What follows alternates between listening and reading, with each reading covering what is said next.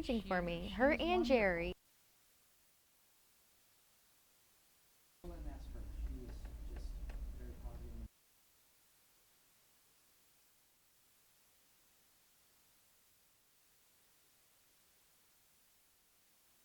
I think with the Orlando News Now thing, I don't know, like the guy called me, he's like,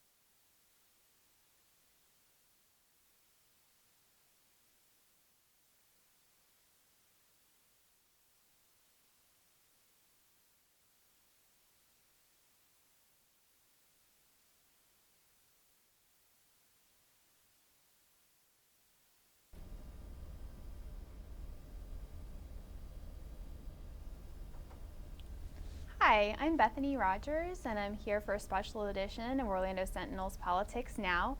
Here we are today. We're talking to candidates who are running for Apopka City Council in Seat 3, and I'm joined here by Doug Bankson and Alice Nolan. Sam Ruth, who is also running for the seat, was not able to be with us today.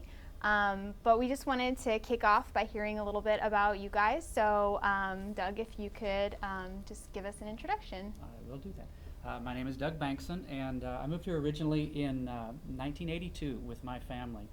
And I like to tell the story because it really speaks about who Apopka is. We first came into town, drove up to a grocery store. My father went in to ask directions.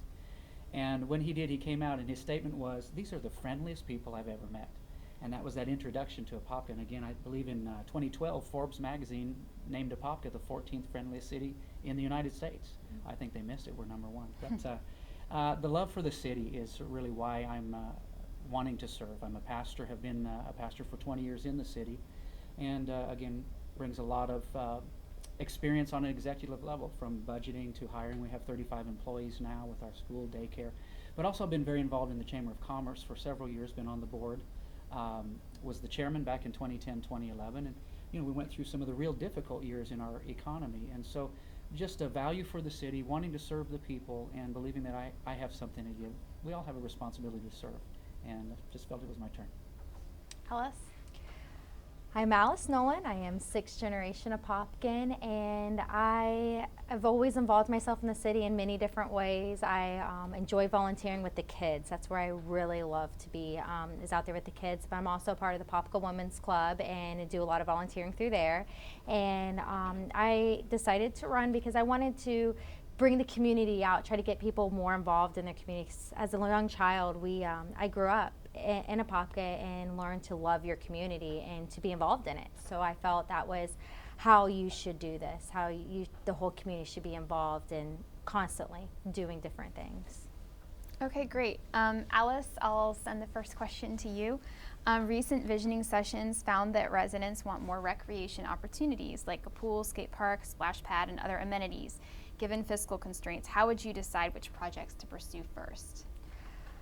I think it comes down to going back to our visioning process. See which one most people talked about, see which one was a little more popular, see also which one meets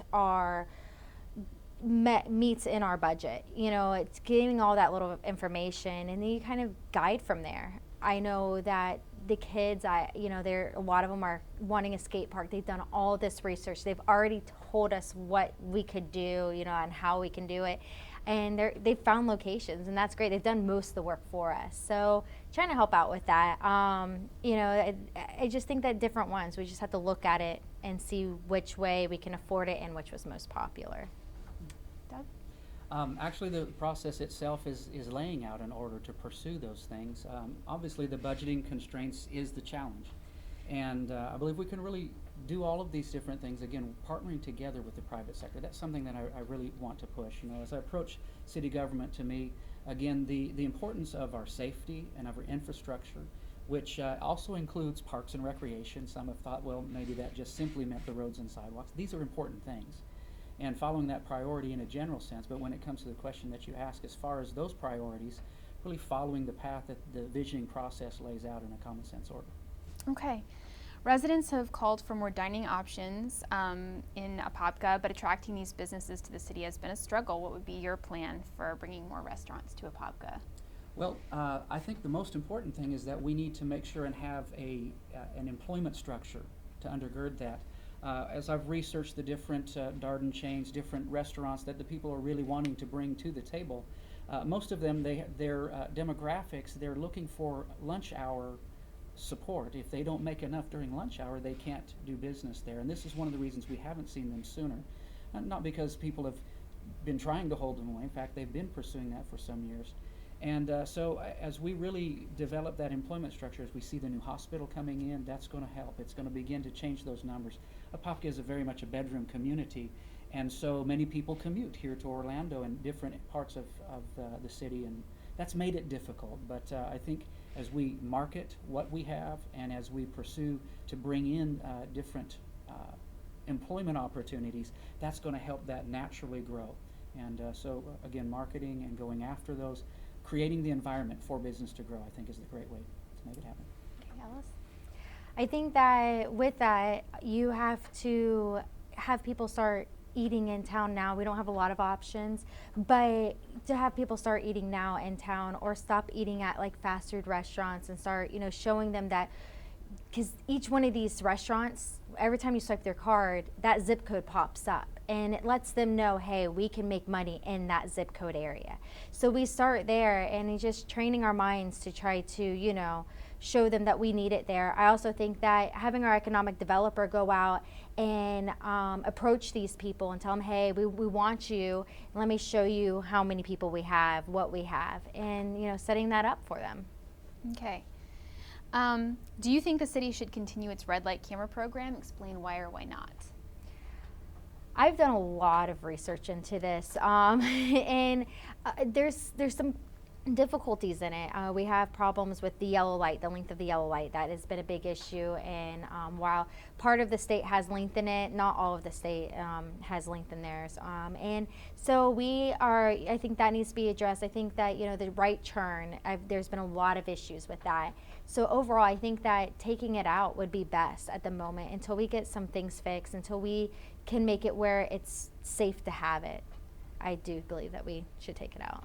Okay. Similar, as I've looked at the different studies, you have conflicting studies, so it's hard to make a hard and fast rule. There seems to be that some of the intersections that there is proof that it has reduced the traffic accidents and incidents and property loss, as well as saving life. So obviously those are important things that we value. As Alice said, the right turn has been a major issue. And I think it would be good, number one, where it's proven that it can be safe. There's a few of the intersections that it has brought the numbers down. I think it's okay at this point to leave those up, but not to prosecute, if that's the term, the right turn. The camera is there that it can show if there is an incident, then there's proof, who's at fault. So it will help in that aspect, but not to penalize those. And I think there are other intersections that are wide open. You can see from all directions, and I think they should just be removed from there. I think it's overkill at that point. Another thing is to really look at the structure of how much is charged for those tickets, because for some people it's an irritation. For others, it's food on the table. And so we have to be sensitive to all of the society, all of our citizens in that aspect. How would you go about bringing greater diversity to the city workforce? Actually, I've sat down with a number of members of the Apopka Ministerial Alliance, the South Ministerial Alliance. They're very involved, and especially in South Apopka, of course, we have a diverse community, and it's about 25%, I believe, African American, around 30% Hispanic, and the rest Caucasian, a small number Asian. For the African American community, this has been a hot button issue for them. Of course, long history and the troubles that have been there, and yet as I've sat down and talked with the leaders, they say, we're not simply trying to make this a black-white issue, but we simply want that opportunity to be able to be considered, and I think that's it. Government is supposed to create an equal opportunity for all to approach it, not necessarily an equal outcome. And so that covers many different areas, but in bringing them in, and also with our Hispanic community, we've proposed to have to work together with some of the private groups that are teaching English as a second language, and as they can become more aware of what's going on, then it'll allow them to become more involved in city government. I think that going in and educating, going in letting them know there are jobs, because I know that the turnout for a lot of these job applications is not a lot. So I think that if just advertising it would solve some of this problem. I think, why we just put it up on our website, maybe advertise in other places, go out to those community leaders going, hey, is there anybody in the area that has this degree that could do this? I think that would make a huge difference. I think that instead of waiting for them to come to us, they've told us there's a problem, let's go to them. Okay. One last question. It's residents in Southern Apopka feel their neighborhoods get less attention from the city than other parts of the community. What would you do to address this perception and the disparities that exist in the city? That's very difficult because a lot of the south side of town, it's like Swiss cheese. A lot of it is county, a lot of it's city. I think that going through and educating the citizens that it doesn't cost any money to be annexed in. It's just filling out paperwork. Because a lot of them, when you go to them, they think that it's costs money to do so. They also think that it is a lengthy process, or that if they get in, they have to now be put on sewage and they have to be put on city water, and that's not true. Those things are just, I guess, things we assume. And so going and educating them so they can be put on, so we can help them out a little bit more, so we can give them extra items. But a lot of them don't want to. So helping them get to the right leaders to solve the problems they have, such as, telling them who the representatives for the Orange County area, letting them know, because sometimes they think just because they're that close to the city that those Orange County leaders don't, really recognize them or see them as much. Again, Alice did touch right on that. Even the police department, there are times where they feel that they've been ignored, that the police department isn't serving them because they're so close, but actually the county is about right where 10th Street is, and again, it's just little pockets. So education is the first part of that. Another thing that I'm planning on doing, should I be elected, is to have different town hall meetings. I like to have a once-a-month meeting with different areas of the city and specific groups that are represented, and South Apopka would be one of those, to try and get them to come together to find their 3 most crucial issues that are a trouble to them, try and bring them education, develop within them those that can kind of speak for the community that they represent, and then be able to bring those back to City Hall and see if we can move those forward. Each of us, it's an at-large seat, and we represent all the citizens of Apopka, and so I want to make sure that all are aware of their ability to be heard.